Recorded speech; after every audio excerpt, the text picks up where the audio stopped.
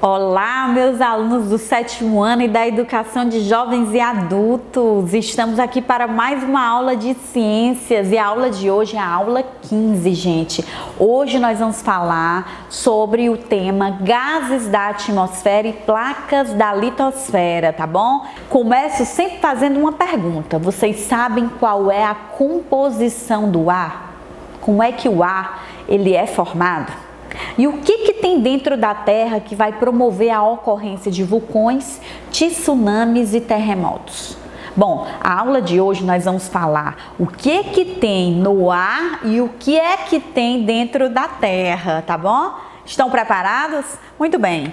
Bom, gente, primeiramente nós vamos aprender aqui que o ar, ele é uma mistura, tá? E se vocês observarem essa figura aí, né, que está na telinha, vocês vão ver que eu tenho 3 frascos. Um de gás oxigênio, um de gás nitrogênio e um de gás oxigênio mais gás nitrogênio. Visualmente, aí da casa de vocês conseguem perceber a diferença desse frasco aqui para os outros 2 frascos? Esse aqui é uma mistura. E aí, conseguiram? Observaram? Perceberam? Não, né, pessoal? Não, porque o ar, mesmo ele sendo misturado, não se consegue perceber esta mistura. O ar, ele não é visível, isso mesmo, mas ele é composto por vários gases. Vocês sabiam disso? Ou vocês achavam que o ar é feito apenas de gás oxigênio, hein? Pois é, gente, graças a Deus, o gás oxigênio é um dos gases pesados, né? Que geralmente ele fica aqui sobre a nossa superfície, ao nosso alcance, né? E isso possibilita a vida na Terra. Mas nós temos muitos outros gases que compõem a nossa atmosfera e um deles que está em maior quantidade é o gás nitrogênio, tá? 78%, né, da atmosfera é feita de gás nitrogênio, tá bom, gente? Em segundo lugar, nós vamos ter o gás oxigênio, 21%, e 1% de gás carbônico, tá? E 0,03% de outros gases que vão compor a atmosfera, tá bom? Então, nós vamos falar um pouquinho sobre cada gás aqui, em especial o gás oxigênio, o gás nitrogênio e o gás carbônico. O que é um gás oxigênio? Bom, gente, observem esse experimento se vocês conseguirem fazer na casa de vocês, né? Cuidado para não queimar nada, tá? Pode acender uma vela, mas com supervisão de um adulto, tá bom? Acendeu uma vela e colocou um copo sobre ela. Por que a vela se apaga? Hein, gente? A vela se apaga, gente, depois de ela ter consumido todo o gás oxigênio que está ali dentro do copo, tá? Então, quando ela consome todo esse gás oxigênio, ela vai se apagar. Isso porque, gente, o fogo, ele só é possível porque existe oxigênio. É isso mesmo. O fogo, ele só é disponível aí porque ele consome gás oxigênio, senão não existiria fogo. E aí eu trouxe para vocês essa figura bem complexa. No livro de vocês tem um exemplo bem parecido, né? Porque aí mostra um motor, né? Um motor de um automóvel, tá? E a gente chama esse motor, né, de motor 4 tempos. Vocês já ouviram falar? Por que ele é chamado de motor 4 tempos, né? Porque ele tem 4 fases. A primeira fase, ele vai aspirar o gás oxigênio, tá? Né? Porque ele vai, né, possibilitar a entrada do gás oxigênio. A segunda fase desse motor vai ser a compressão, onde ele vai misturar o gás oxigênio com o combustível que vai estar nele, tá? E a terceira fase a gente chama de combustão ou explosão. Isso mesmo, gente, porque existe, né, a passagem, né, desse combustível misturado ao gás oxigênio para que ocorra, né, o funcionamento do motor. E a quarta fase a gente chama de exaustão, que é quando ocorre a saída dos gases queimados. Isso mesmo, gente. Interessante, gente, que esse motor 4 tempos, ele é feito aqui por uma válvula, onde essa válvula ela vai abrir, onde vai ser a admissão, né, a admissão do gás, onde ocorre bem aqui, é onde ocorre a mistura dos gases aqui, tá bom? A câmara de combustão, o pistão, a haste de conexão e o viabrequim, que vai possibilitar o movimento dessa haste aqui.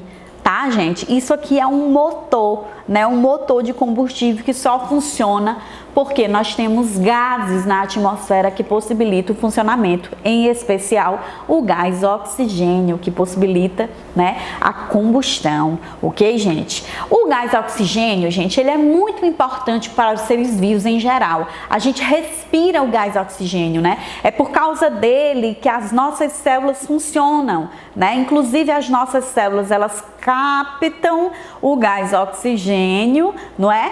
E elas vão levar, né, as hemácias pegam esse gás oxigênio e vão levar lá para as nossas células para que elas funcionem igual uma fábrica, igual um motor de um carro. Isso mesmo. Então são muitas atividades, né, que ocorrem no nosso corpo, que a gente chama de metabolismo.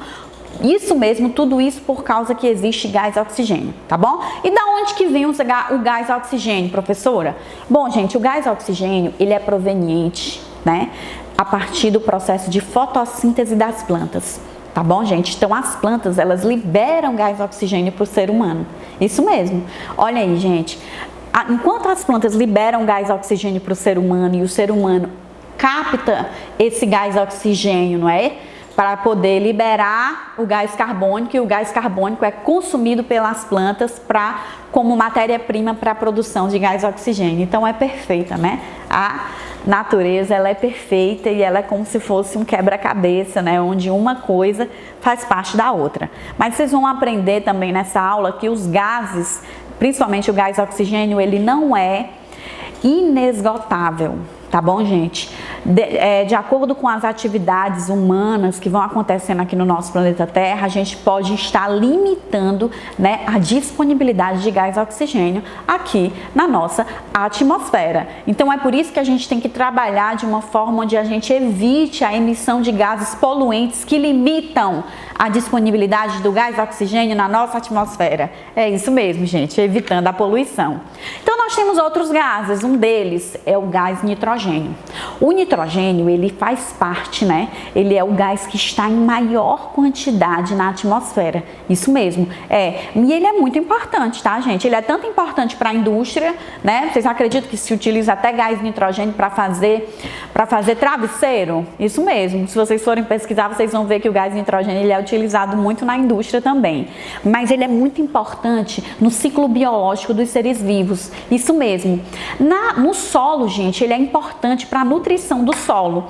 Nós temos algumas plantas chamadas de plantas leguminosas que elas conseguem abrigar bactérias que são responsáveis pela fixação do nitrogênio que vem da atmosfera no solo. Isso porque o nitrogênio, gente, ele faz parte da composição essencial para a nutrição do solo, tá? E ele também pode ser utilizado até mesmo para produzir fertilizantes artificiais, que é o chamado NPK, né? O nitrogênio, fósforo e potássio. Pois é, então ele é muito importante para o ciclo biológico do nosso planeta, tá? Ele está em grande quantidade, ele não faz parte da nossa respiração, mas ele é importante para a nutrição do nosso solo, que vai possibilitar o crescimento das plantinhas que vão liberar oxigênio para a nossa respiração. Então tudo está conectado, é isso mesmo, pessoal.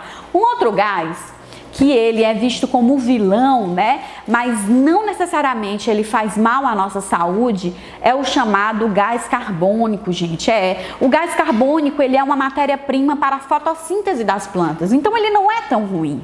Mas à medida que ele é liberado, ele é expelido em grande quantidade, ou ele é misturado a outros gases, ou ele faz parte, né, ou ele é produzido a partir da queima de combustíveis como a gasolina, o álcool, né, ele pode, né, diminuir a disponibilidade de oxigênio na nossa atmosfera e ele pode também atingir a nossa camada de ozônio, não é isso, gente?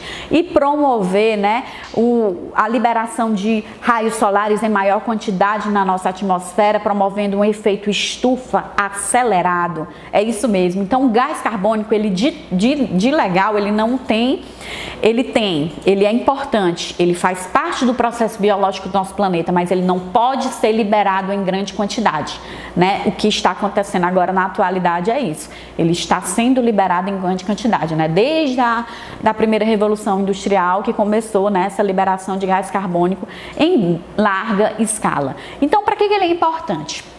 Bom, ele é utilizado também na indústria. Os medicamentos efervescentes, quando eles são jogados em água, por exemplo, eles vão liberar gás carbônico. As plantas, elas vão usar esse gás carbônico do ar, né, e vão processar, né, a fotossíntese. Já o gás carbônico, ele também pode ser expelido, né, pelos veículos, pelas indústrias, né, e ele pode, né, poluir a nossa atmosfera em grande quantidade, tá certo, gente? Produzindo até mesmo monóxido de carbono. Vocês sabem o que o monóxido de carbono faz? O monóxido de carbono, gente, em vez das nossas hemácias, quando a gente respira o monóxido de carbono, as hemácias, em vez de pegar o gás oxigênio e levar para as nossas células, elas pegam o monóxido de carbono e levam para as nossas células. Já pensou? Então ocorre intoxicação, né? Ocorre um problema seríssimo na aspiração do monóxido de carbono. Então tudo isso faz muito mal, tá bom, gente? Até aí tudo bem? Todo mundo tá entendendo? Então, falando em monóxido de carbono, em gás carbônico, nós vamos falar também de poluição do ar. Vocês sabem quais são as formas de poluição do ar? Ah, professora, é só pelo gás carbônico? Não, não é só pelo gás carbônico, né? O ar, ele pode ser poluído por partículas sólidas. Vocês já imaginaram respirando partículas sólidas? O que os pulmões de vocês iam achar de respirar uma fuligem, hein? Uma fuligem vindo a partir de uma queimada ou de uma liberação de fumaça ali pela uma indústria, hein? O que vocês acham? Tudo isso faz mal à saúde. Então, o ar, ele pode ser poluído por fuligem, né, partículas sólidas que vão fazer mal à nossa saúde, né, pelo monóxido de carbono, né, que é liberado a partir, né, das fumaças de carros, né, da queima do combustível.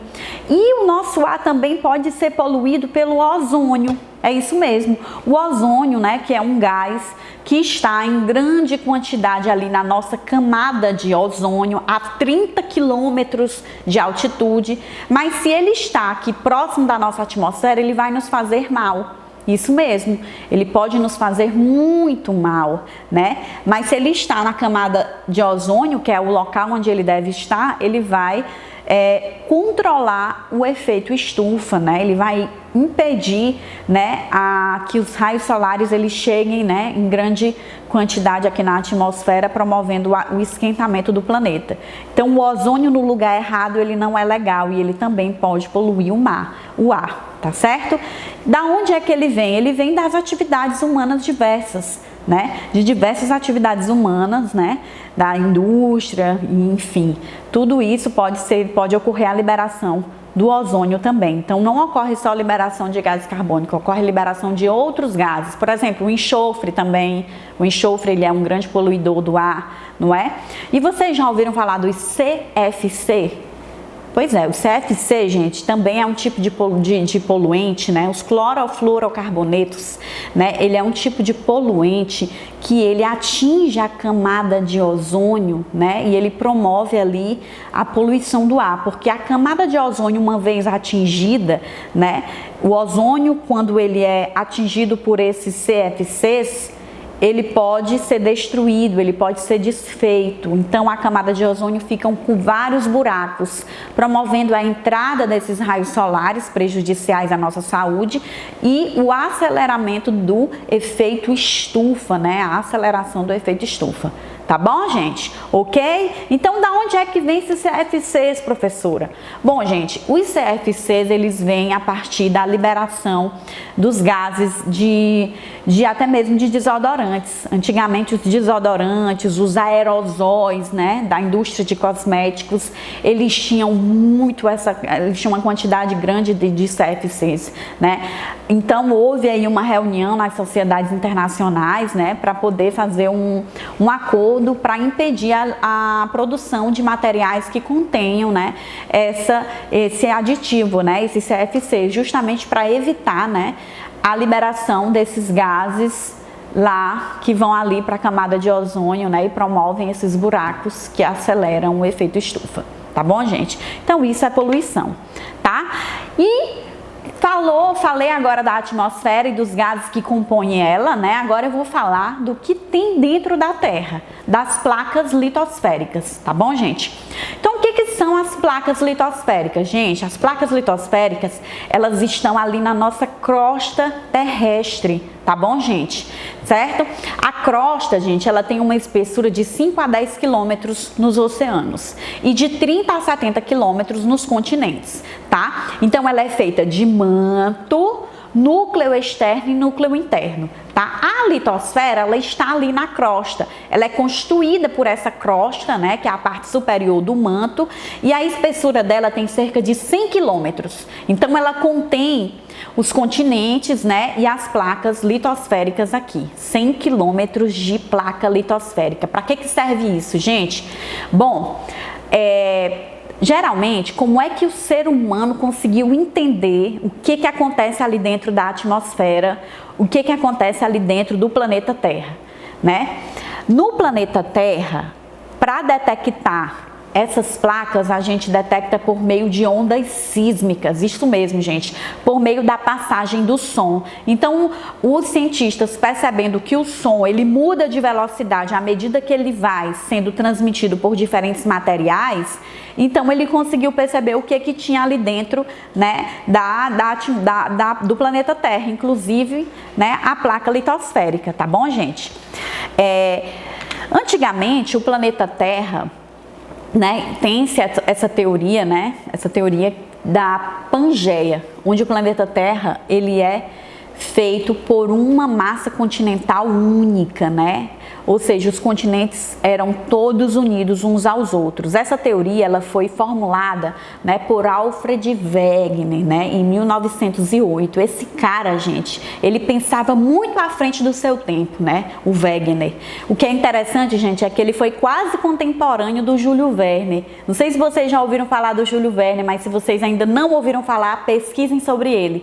Ele produziu, né, vários livros que conseguiram prever o que hoje a tecnologia criou, inclusive os submarinos, né? Ele escreveu o livro Viagem ao Centro da Terra, 20.000 léguas submarinas, né? Muito interessante. Então, o Júlio Verne, ele pensava muito à frente do seu tempo. Alfred Wegener, né, pensando à frente do seu tempo também, né, em 1908 ele formulou a teoria lá da deriva continental, onde ele explicou, gente, que o nosso planeta Terra, há muitos anos atrás, há muitos milhões de anos atrás, ele era feito por uma massa continental única.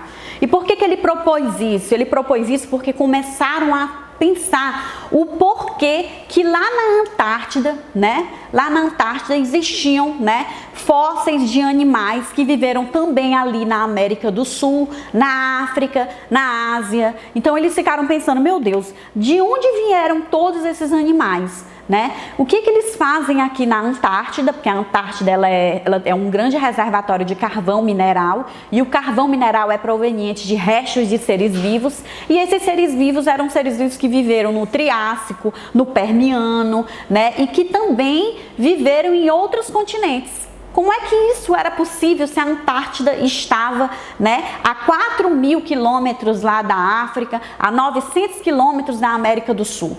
Né? Então ele começou a pensar isso e o Alfred Wegener foi lá e formulou a teoria da Pangeia e a teoria da deriva continental, onde ele dizia que os continentes eles se movimentavam sobre uma placa, né? Mas ele não conseguiu explicar exatamente sobre a placa litosférica. Entenderam, gente? Então, pessoal, pensando nisso, 30 anos depois, em 1930, Alfred Wegener morreu, né?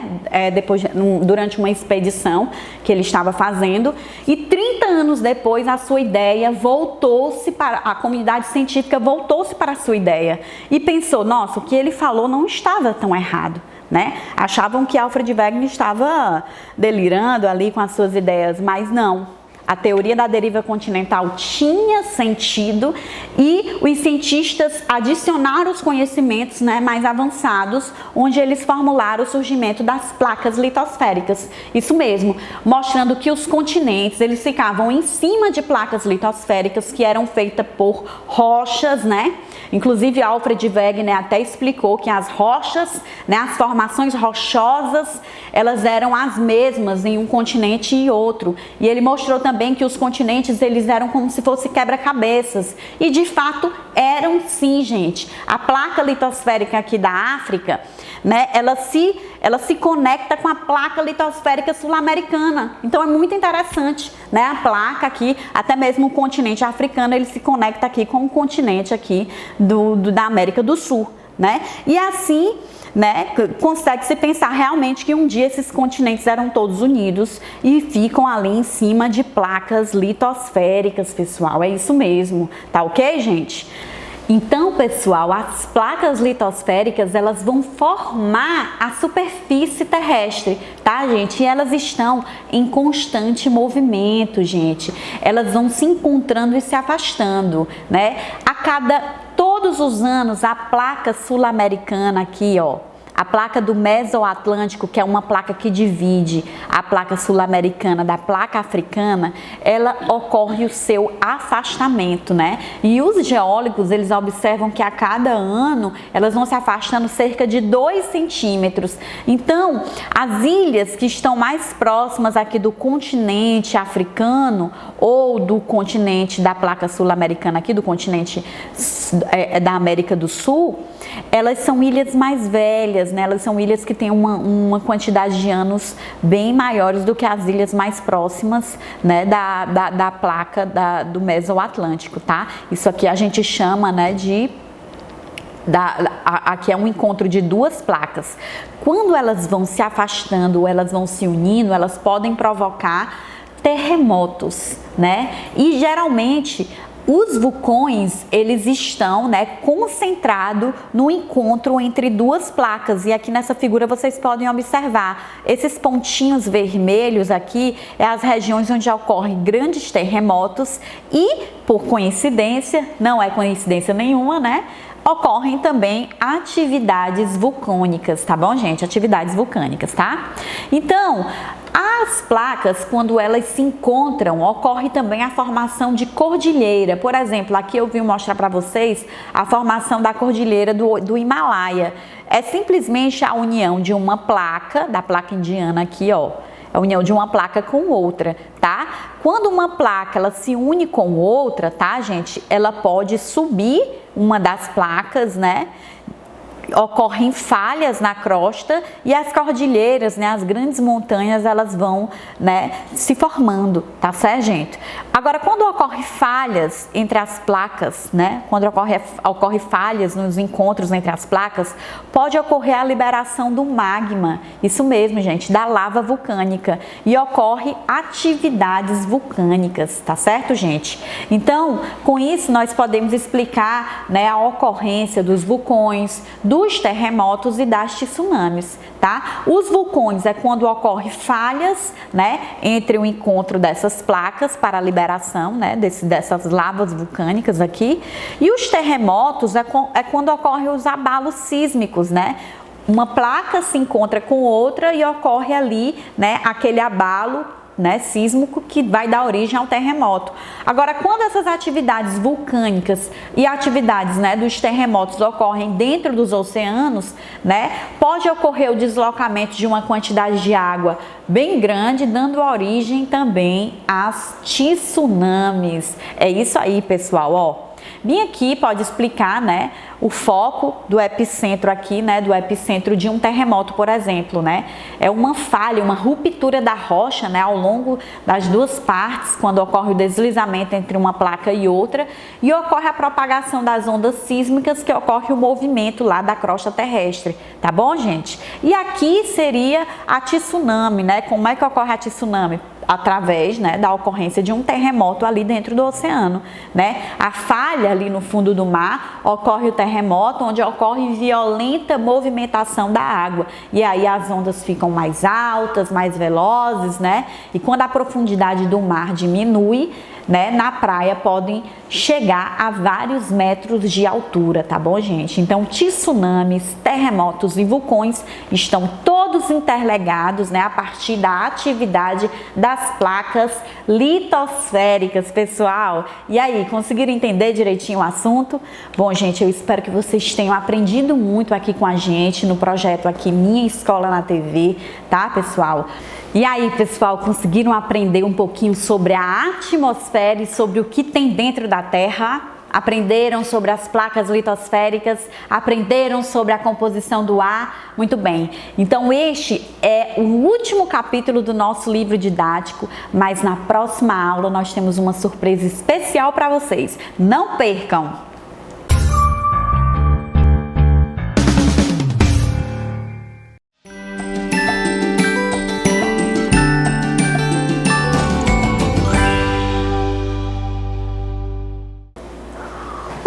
Queridos alunos, estamos de volta para a nossa 15ª aula de História para o 9º ano. Ditadura militar é o assunto de hoje. Me segue, eu sou Francileuda Lopes e estou aqui para mais uma vez esclarecer algumas dúvidas sobre esse conteúdo. Simbora para mais uma aula.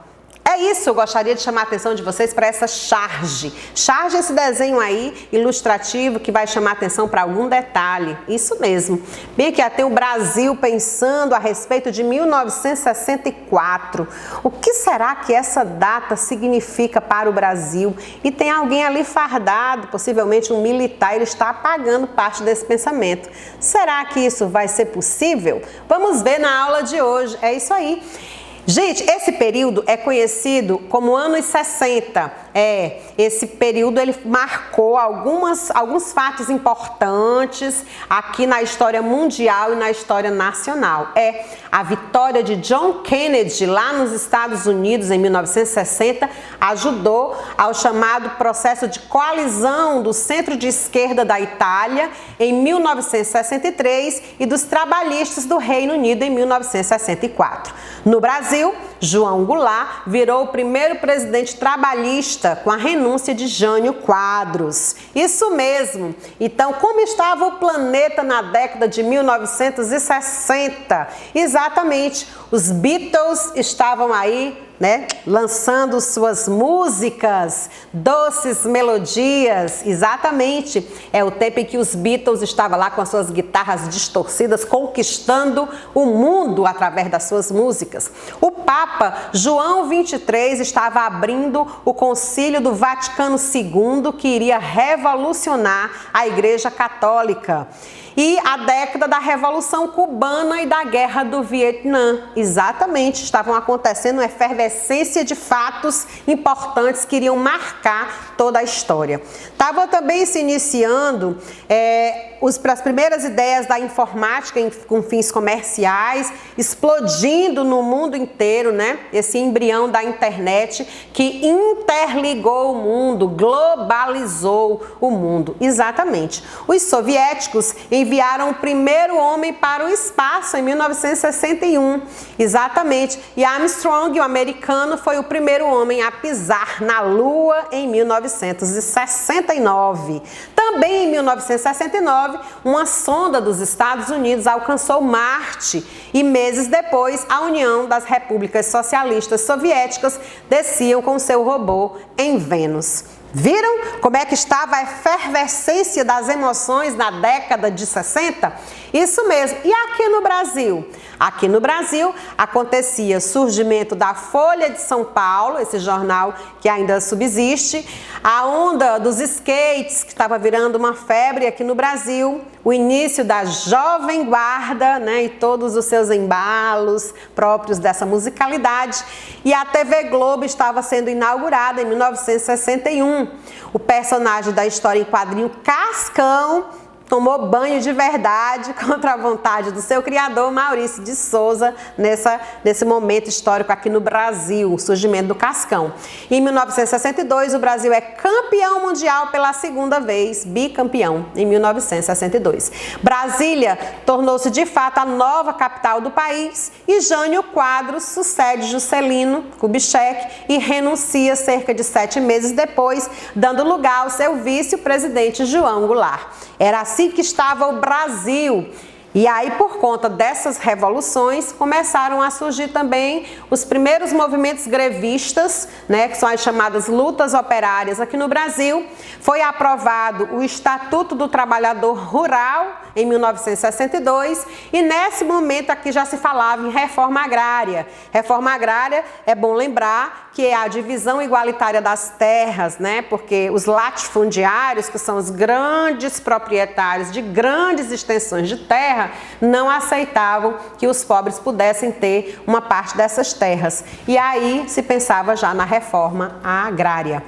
João Goulart apresenta à nação o Plano Trienal, que pretendia, por meio de corte de gastos públicos, a realização de reformas de base para reduzir a inflação, porque o país já estava mergulhado em inflação e em desigualdade social, grande, né? Não é nenhuma novidade, continuamos assim. A sociedade se aproxima, então, do modelo mais americanizado e começa a pensar em tendências socialistas. Começam a surgir aqui no Brasil esses movimentos de uma maneira mais exacerbada. Em 1963, é realizado um plebiscito popular para que se houvesse aí a ideia de sairmos desse momento para um presidencialismo, que seria um novo tipo de governo. Aumentava-se então a oposição ao governo popular e o Jango, né, começa então a pensar nessas reformas e começa a salientar para o povo, não querendo mais permanecer na situação em que estavam, né, desigualdade social, a questão das ideias socialistas que a gente falou aí no início. Para a gente compreender melhor isso aqui, é bom que vocês saibam que o governo de João Goulart ele foi um fracasso, né? Ele não teve como subsistir. E o estopim de tudo isso foi o golpe militar. Por quê? Os militares, vendo toda a situação em que o Brasil estava mergulhado, na desordem que estava mergulhado, exigiram então que os militares assumissem o poder e em 1964 acontece o golpe militar, justamente em que os militares vão começar a governar o Brasil. No dia 2 de abril, o presidente João Goulart partiu de Brasília para Porto Alegre, exatamente. E aí eu vou botar essa charge aqui só para vocês entenderem um pouquinho como é que se deu o início dessa história. Todo brasileiro tem direito à moradia.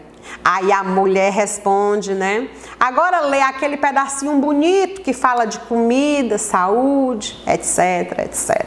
Como ainda hoje, né, os nossos políticos compram os nossos votos, eu falo no sentido de nos dão a ideia de que vai ser melhor, de que ele vai ser a salvação, e aí a gente acredita, né? Porque palavras bonitas ainda nos comovem. A realidade é essa mesmo. E aí o golpe militar de 1964 no Brasil, que vai ser justamente aquele momento em que as pessoas vão começar a sentir a dureza dos governos dos militares. O que foi esse golpe?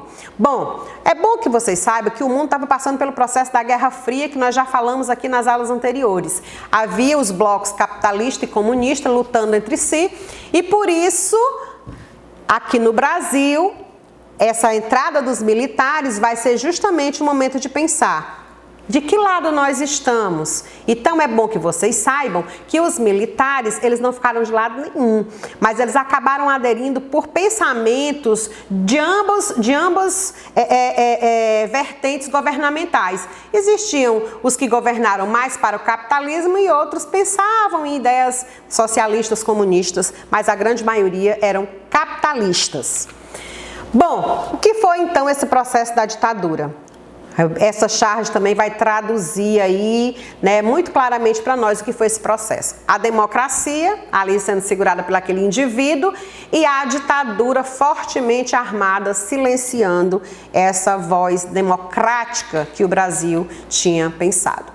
Essa outra charge, também esse painel, vai nos mostrar o que seria o processo da ditadura. A ditadura era justamente, você não podia ter acesso às informações, ver, ouvir, falar, manifestações populares não poderiam acontecer, então a ditadura, ela tirava do cidadão esse direito de manifestação. Aquela ideia que você vai lá no Facebook, posta, e que alguém comenta e você diz assim, no meu Facebook eu posto o que eu quiser. Pois é, na época da ditadura não era bem assim não. Você não podia postar o que você quisesse. Isso se chama liberdade, mas na ditadura isso não era possível. A liberdade de expressão não era aceita.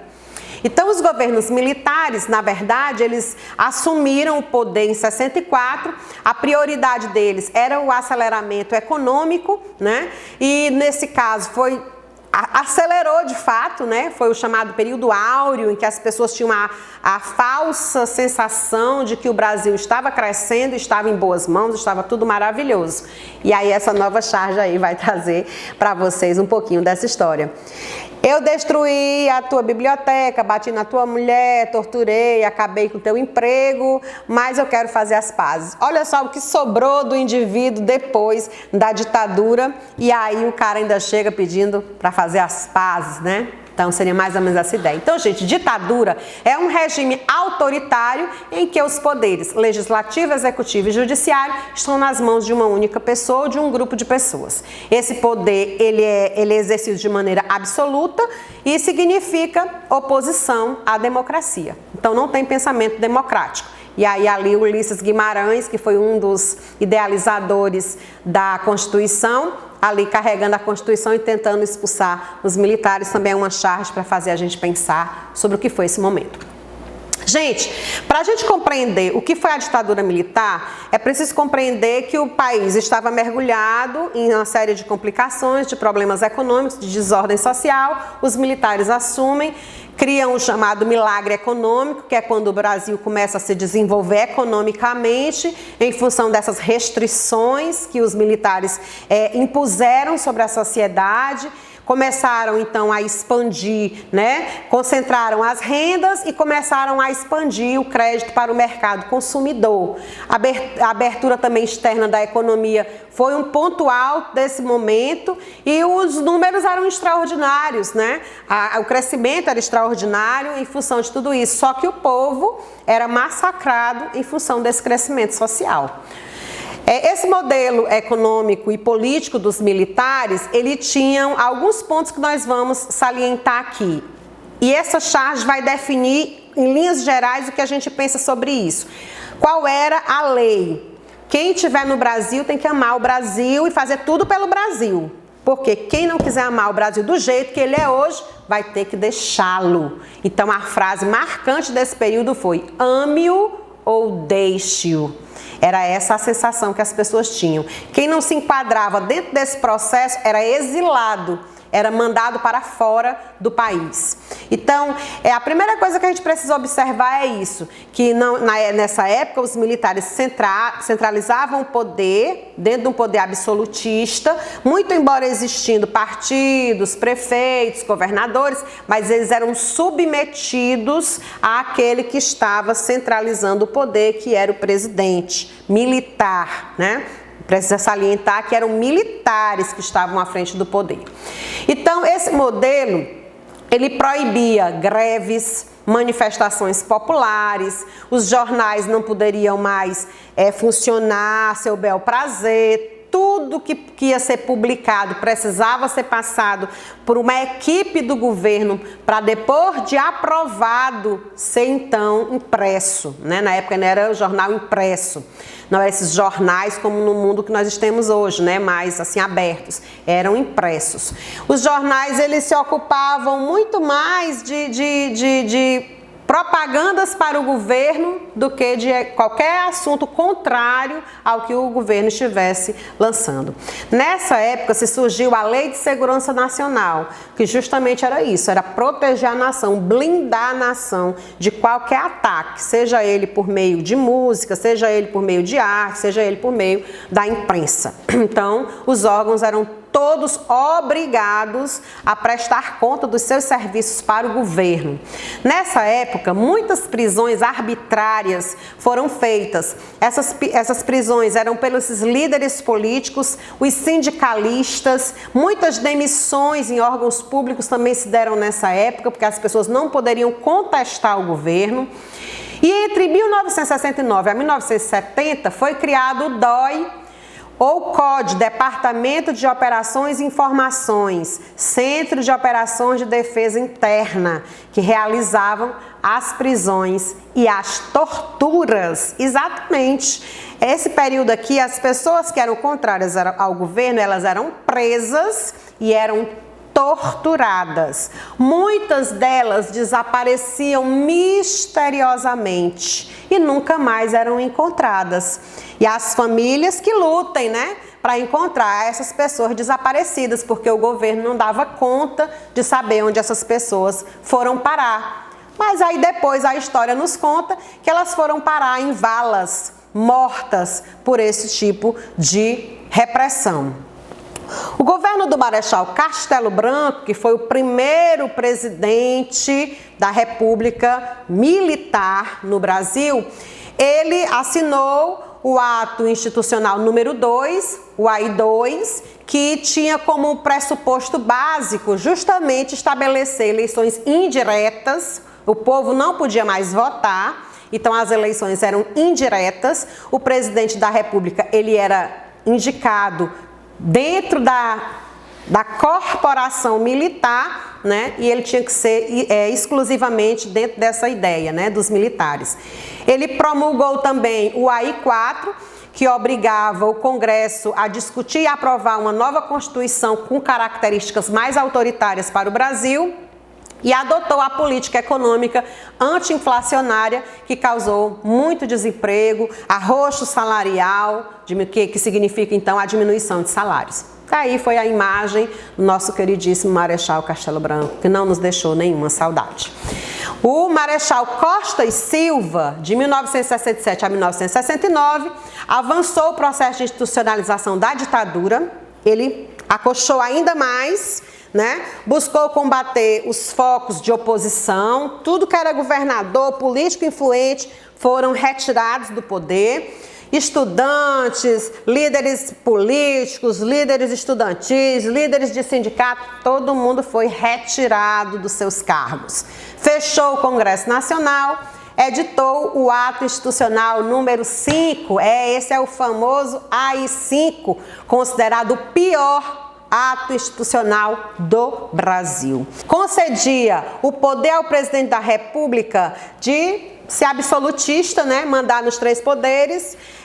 Concedia também ao presidente intervir em todos os estados, municípios, sem respeitar limitações constitucionais. Concedia o poder ao presidente da República de dominar num período de até 10 anos. O cidadão brasileiro não podia suspender esse direito, nem nada. Ninguém tinha direito a nada nesse período. Concedia ao presidente cassar o mandato de deputado federal, estadual, vereador. Então essas pessoas existiam só para um faz de conta, porque na verdade eles eram marionetes na mão do presidente. Suspendia o direito de habeas corpus, ou seja, quem fosse preso estava preso, não tinha como sair mais de jeito nenhum. Impunha a censura prévia para jornais, revistas, livros, peças de teatro. Nessa época, tudo parou. Tudo que era feito com dúbia interpretação. E se eles achassem que não era correto, isso não poderia ser vinculado. O governo Aí vem o governo do general Garrastazu Médici, o Emílio Médici, muito conhecido, inclusive aqui na nossa escola tem até uma escola com esse nome, né? Ele conseguiu apaziguar os quartéis, permitiu aspirações e interesses militares, registrou um dos maiores índices de desenvolvimento e crescimento econômico do país no seu período, ficou conhecido principalmente ali nas regiões da Amazônia e na região mais centro-oeste do Brasil, porque foi ali que ele explorou economicamente. E ele, por outro lado, ele contraiu empréstimos, né, com os estrangeiros. Começou então aí a surgir. Parece contraditório, né? O Brasil estava crescendo, mas mesmo assim estava pegando empréstimo. Ninguém entende muito essa questão, mas foi na época do Garrastazu Médici. A seleção foi tricampeã do mundo e tinha, né, na sua propaganda aí o regime que nós estávamos salientando, que era justamente o regime dos militares, né?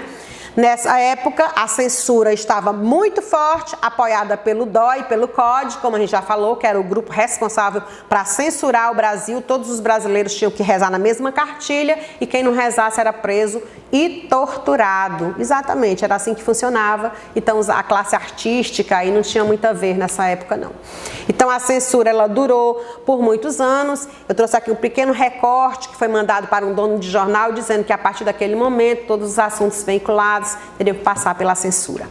Então a censura, ela significou justamente essa parte mais mesquinha do governo. Eles faziam o que era errado, mas ninguém ficava sabendo porque não podia ser vinculado.